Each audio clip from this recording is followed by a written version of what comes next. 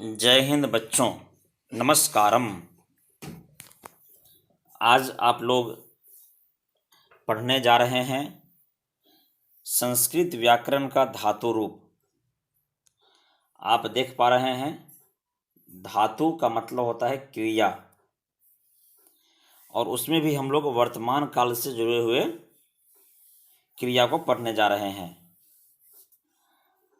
तो हिंदी में क्रियाएं निम्न प्रकार की होती है। जैसे कि हिंदी, पहले देखिए, संस्कृत पढ़ते हैं तो हम लोग हिंदी भाषी हैं, इसलिए संस्कृत से पहले हिंदी की जानकारी आवश्यक है बच्चों। तो पढ़ना, जाना, खाना, यह सब है हिंदी की क्रियाएं। हिंदी में किसी भी काम को क्रिया कहते हैं। जैसे पढ़ना, खाना, जाना, हंसना, रोना, खेलना, दौड़ना, ये सारी क्रियाएं हैं। एक तरह से कह सकते हैं, सामान्य रूप से सभी क्रियाओं के अंत में ना अक्षर या मात्रा आता है। तो अक्षर और मात्रा आता है न, आकार, ना। अब हम लोग आगे देखते हैं क्रिया का अर्थ क्या होता है। तो क्रिया का अर्थ के बारे में हम लोग समझते हैं। जो शब्द किसी कार्य के करने या होने का बोध कराते हैं वे क्रिया कहलाते हैं। जैसे आना, जाना, खाना, पीना आदि। जो शब्द कार्य, कार्य समझते हैं ना आप लोग? कार्य मतलब काम। कोई भी काम जो आप बच्चे स्कूल में करते हैं या घर में करते हैं या आपके अभिभावक कोई काम करते हैं तो उसे कार्य कहते हैं। तो कार्य को होने का बोध हो, जैसे कि आना, तो आने का बोध हुआ। जाना मतलब जाने का बोध हुआ। खाना मतलब भोजन करने का बोध हुआ। पीना मतलब पानी पीने का बोध हुआ।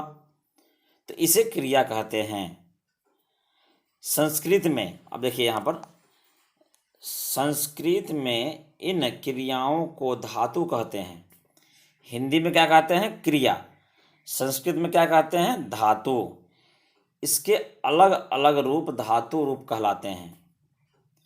इसके अलग अलग रूप धातु रूप कहलाते हैं। जैसे पठ से है पढ़ना, लिख से है लिखना, अर्थात पठ जो है वो क्या है? धातु है। पठ क्या है? धातु है। अब पठती जो है, ऐसे जो आप लोग अपने किताबों में देखते हैं पठती लिखा हुआ, तो यह धातु का रूप है। लिख भी धातु है और लिखती धातु का रूप है। समझ गए आप लोग? यानी कि हिंदी में क्रिया कहते हैं, संस्कृत में धातु कहते हैं। धातु जो होता है वह बिल्कुल स्वतंत्र होता है। उसमें जो है वर्तमान काल, जिसको हम लोग लट लकार कहते हैं, उसके बाद भूतकाल, भविष्यत काल के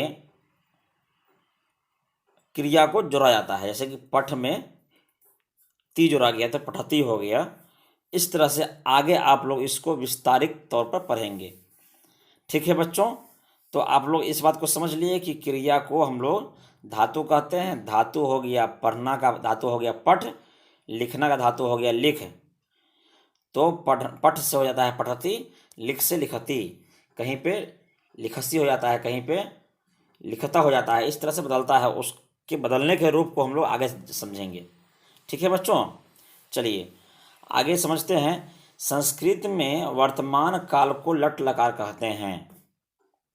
इसको समझ लीजिए, याद कर लीजिएगा बच्चों, इसको लिख लीजिएगा अपने कॉपी में। आगे भी इसका विस्तारित तौर पे दिया गया है, याद कर लेना है। मैं पूछूंगा आप लोगों से, परीक्षा जब होगी, टेस्ट होगी, तो उसमें आएगा कि संस्कृत में वर्तमान काल को क्या कहते हैं। तो आपको उसका उत्तर देना है। तो उत्तर देने के लिए आपको नॉलेज ध्यान में रखना पड़ेगा। जो क्रिया चल रहे समय में होती है उसे लट लकार क्रिया कहते हैं। जो क्रिया चल रहे समय में होती है उसे लट लकार की क्रिया कहते हैं। मतलब चल रहे समय में, मतलब अभी जो है समय चल रहा है। अभी जो मैं बोल रहा हूँ, आप लोगों को पढ़ा रहा हूँ, तो यह क्या है? अभी समय चल रहा है। तो वह किस में होता है? लट लकार में होता है। जिस प्रकार हिंदी में क्रियाओं का वाक्यों में प्रयोग करते समय उसका रूप बदल जाता है, उसी प्रकार संस्कृत में भी क्रियाओं के प्रयोग करते समय उसका रूप बदल जाता है। हिंदी में होता है ना, मैं खाता हूँ, अगर कोई भविष्य काल में होने वाला है तो मैं क्या बोलता हूँ, मैं खाऊंगा। अगर खा लिए हैं तो क्या बोलेंगे, मैं खा लिया हूँ या खा लिया था। तो उसी तरह से संस्कृत में भी उसका रूप बदलता है। जिस तरह से हिंदी में हूँ, था, एंगे, इस तरह से लगाते हैं हम लोग। जैसे कि मैं खा रहा था, बीता हुआ हो गया। मैं खा रहा हूँ या चल रहा है वो हो गया। मैं खाऊंगा, मतलब सब में खाना है, लेकिन अंतिम में क्या है, था, ऊंगा, इस तरह का उसमें जुड़ गया है, क्रिया का रूप जुड़ गया है वर्तमान काल, भूतकाल, भविष्य काल के हिसाब से। संस्कृत में भी उसी तरह जुड़ता है बच्चों, इसका ध्यान रखना है ना। संस्कृत में भी यह रूप पुरुष तथा वचन के अनुसार होता है। निम्नलिखित सारणी को ध्यानपूर्वक देखिए। संस्कृत में भी यह रूप होता है, लेकिन वचन और पुरुष के अनुसार बदलता है। अब कैसे बदलता है यह सारणी में हम लोग समझते हैं। अगर नहीं समझ में आए तो आप लोग मुझसे पूछिएगा, मैं और समझाने का प्रयास करूंगा। इसके लिए आप लोगों को 2 वीडियो और देखना पड़ेगा। वचन और पुरुष वाला एक वीडियो है, 2 अलग अलग वीडियो है, उसको देख लीजिएगा, ठीक है। अगर आपके पास नहीं है तो प्ले स्टोर में जाइएगा, प्ले लिस्ट में, या फिर मुझसे बताइएगा, ठीक है। या इस वीडियो के डिस्क्रिप्शन में मैं डालने का प्रयास करूँगा, ठीक है बच्चों। चलिए, पठ मतलब पढ़ना है, आप लोग जान चुके हैं ऊपर में। पठ मतलब पढ़ना होता है। पढ़ना धातु का, पढ़ना क्रिया का धातु पठ है। और लट लकार यानी कि वर्तमान काल, प्रथम पुरुष, ये वर्तमान काल को हम लोग पढ़ने जा रहे हैं। अब क्या है, प्रथम पुरुष, मध्यम पुरुष, उत्तम पुरुष, ठीक है। तो पुरुष और लकार, माफ कीजिएगा, पुरुष और वचन, ये 2 चीज़ आपको पढ़ना पड़ेगा। तब प्रथम पुरुष क्या होता है, मध्यम क्या होता है, उत्तम क्या होता है। फिर भी मैं संक्षेप में आप लोग बता दूं कि प्रथम पुरुष वह है जो व्यक्ति, संस्कृत में है, जो व्यक्ति सुनता है, मतलब जिसके बारे में बातचीत होती है, सुनता नहीं, जिसके बारे में बातचीत होती है। मध्यम पुरुष वह है जो सुनता है। उत्तम पुरुष यहाँ पे वह होता है जो बोलता है, सबसे मेन होता है। उत्तम पुरुष जो है, जो बोलने वाला होता है, उसको यहाँ पे उत्तम पुरुष का नाम दिया गया है। हिंदी में तो हम लोग कुछ अलग पढ़ते हैं, है ना। हिंदी में प्रथम पुरुष, मध्यम पुरुष, अन्य पुरुष बोलते हैं। यहाँ पर थोड़ा सा डिफरेंट हो जाता है, दिमाग को वैसा ट्रेंड करना पड़ेगा, ठीक है। एक वचन, द्विवचन, बहुवचन, इसमें एक समान होगा, इसमें 2 होगा, इसमें 3 या 3 से अधिक होगा, है ना। इसमें 3 या 3 से अधिक होगा। कोई भी व्यक्ति, वस्तु, स्थान का संख्या अगर 1 होगा तो वह एक वचन में आएगा, 2 होगा तो 2 वचन में आएगा, 3 होगा तो बहुवचन में आएगा, 4 होगा तो ही बहुवचन में आएगा, 100 होगा तो बहुवचन में आएगा, 1,00,000 होगा तो बहुवचन में आएगा, 1 करोड़ भी हो जाएगा। मतलब यानी कि 3 के बाद जितना भी संख्या होगा, सब संख्या बहुवचन में आ जाएगा, किसी भी वस्तु, व्यक्ति, स्थान का, ठीक है बच्चों। चलिए अब समझते हैं। प्रथम पुरुष, प्रथम पुरुष को जो है, ये पठ है, पठ में यहाँ पे ती लग गया तो क्या हो गया, पठती। यहाँ पे तह लग गया तो पठतः। यहाँ अंति लग गया तो पठंती।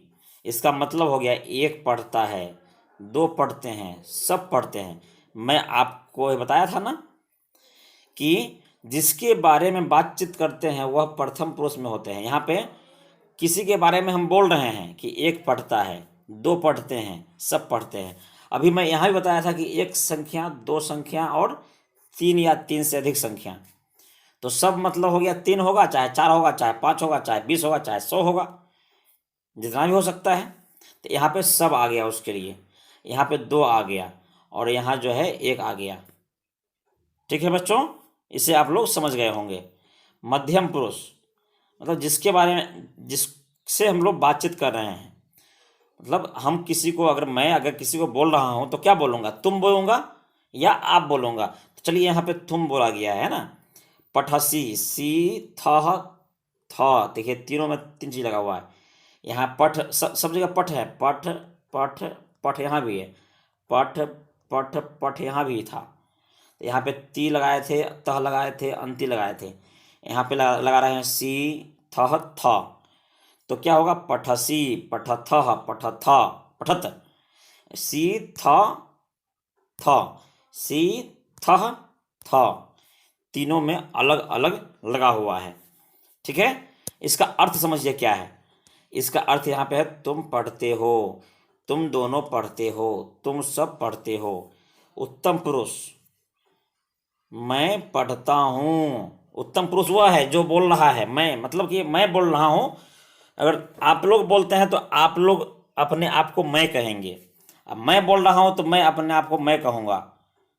ठीक है, मैं पढ़ता हूँ, हम दोनों पढ़ते हैं, हम सब पढ़ते हैं। इसमें लगा हुआ है आमी, आवह, आमह। पठ तो सब जगह है, पठ यहाँ भी है, यहाँ भी है, यहाँ भी है ना, तीनों जगह पठ है। ठीक है बच्चों, आप लोग समझ गए होंगे। तो यहाँ पे कोई संदेह नहीं होगा आप लोगों को किसी बात को समझने में। चलिए आगे आते हैं, आगे देखिए क्या है। इसी प्रकार धातुएं वर्तमान काल में इस प्रकार है। ठीक है, वर्तमान काल में इस प्रकार है। अगर धातु को लिखते हैं तो लिखती, वहाँ पे अर्थ भी दिया हुआ था। देखिए यहाँ जो है ना, इसका अर्थ भी दिया हुआ है नीचे में। ठीक है, यहाँ नीचे में अर्थ दिया हुआ है सब जगह, लेकिन वहाँ आगे जो है वहाँ अर्थ नहीं दिया हुआ है बच्चों। ठीक है, इसको समझिए आप लोग। देखिए यहाँ पे अर्थ दिया हुआ है क्या, नहीं दिया हुआ है। यहाँ बिल्कुल बिना अर्थ का लिखा हुआ है, लिखती, लिखतः, लिखंती, लिखसी, लिखतः, लिखत, लिखामी, लिखावा, लिखामा। इसको आप लोग याद कीजिएगा। कैसे याद कीजिएगा मैं बताता हूँ। आपसे पूछूंगा मैं कि आप बोलिए बच्चों, लट लकार का प्रथम पुरुष का बहुवचन क्या होगा, तो आप लोग क्या बोलेंगे, लिखंती। यह एक बार में याद नहीं होगा। आप आज दिन भर प्रैक्टिस कीजिएगा, याद कीजिएगा, अभ्यास कीजिएगा। कैसे कीजिएगा, आप पढ़िएगा, ती तह अंति, सी थह था, आमी आवा आमा, जो अंतिम में लगा हुआ है वही मैं बोल रहा हूँ, लेकिन इसको अंतिम में याद नहीं कीजिए। आप लोग बोलिएगा लिखती, लिखता, लिखंती, है ना। आप लोग बोलिएगा लिखसी, लिखता, लिखत, लिखामी, लिखावा, लिखामा। तो इसके लिए मैं एक अलग से आप लोगों को कुछ जोड़ दूंगा, उसे भी याद करना है। ठीक है, अंतिम में उसे मैं आपके लिए जोड़ दूंगा। ठीक है, चलिए बच्चों आगे बढ़ते हैं। गम, अब गम मतलब होता है जाना, जाना का है गम, और उसका प्रयोग हम लोग गच्छ करते हैं। ठीक है, गम का प्रयोग भी होता है। देखिए यहाँ पर गम का प्रयोग हुआ है कहीं कहीं। ठीक है, और कहीं कहीं गच्छ का प्रयोग होता है। तब प्रथम पुरुष, ठीक है, का एक वचन, द्विवचन, बहुवचन। मध्यम पुरुष का एक वचन, द्विवचन, बहुवचन, एक वचन, द्विवचन, बहुवचन। ठीक है, तो इस तरह से आप लोग जो है इसको याद कीजिए। कैसे, गच्छति, गच्छतः, गच्छन्ति, गच्छति, गच्छतः, गच्छन्ति, गच्छसि, गच्छथः, गच्छत, गच्छामि, गच्छावः, गच्छामः। मतलब लट लकार का, गम धातु का, प्रथम पुरुष का द्विवचन क्या होगा, गच्छतः। सवाल होगा कि लट लकार का या गम धातु का लट लकार में मध्यम पुरुष का एक वचन क्या होगा, तो गच्छति होगा, है ना। मतलब मध्यम पुरुष का एक वचन, यहाँ से इधर गया, मिल गया। लट लकार का उत्तम पुरुष का बहुवचन, यह उत्तम पुरुष है, इसका बहुवचन यहाँ है, यहाँ पर इसके सामने। ठीक है, आप लोग ऐसे याद करेंगे। चलिए अब क्या है, वध, वध का इसी तरह समझाया गया है ना। तो आप लोग याद कर लीजिएगा, वदति, वदतः, वदंती, वदसि, वदथः, वदत, वदामि, वदावः, वदामः। तो ये जो सभी धातु का जो अंतिम में लगा हुआ क्रिया है, इस क्रिया को थोड़ा हम समझते हैं बच्चों। मैं कॉपी में लिखकर आप लोगों को बताता हूँ, आप लोग उसको समझने का प्रयास कीजिए। ठीक है, तो बच्चों अभी जो आप ऊपर में समझे, सभी धातु में जो क्रिया का रूप लगा हुआ था लट लकार का, तो उसे आप लोग देखे थे उसमें देखे थे कि सभी धातु में ती लगा हुआ, ती तह अंति। प्रथम पुरुष वाले में ती तह अंति लगा हुआ था, मध्यम पुरुष वाला में सी थह थ लगा हुआ था, उत्तम पुरुष वाला में आमी आवह आमा लगा हुआ था। इसी से धातु का रूप बदल जाता है। तो आप लोग पहले इसको याद कर लीजिएगा, ठीक है। पूरा वीडियो तो आप लोग देख ही लिए हैं, अब इसको याद कर लीजिएगा। इसको याद करने के बाद धातु में जो है यह रूप लगाकर समझने में आप लोगों को सुविधा होगी। तो जैसे कि यहाँ पर आप लोग सबसे पहले पढ़े थे पठ, तो इसमें पठ लगा दीजिए, ठीक है।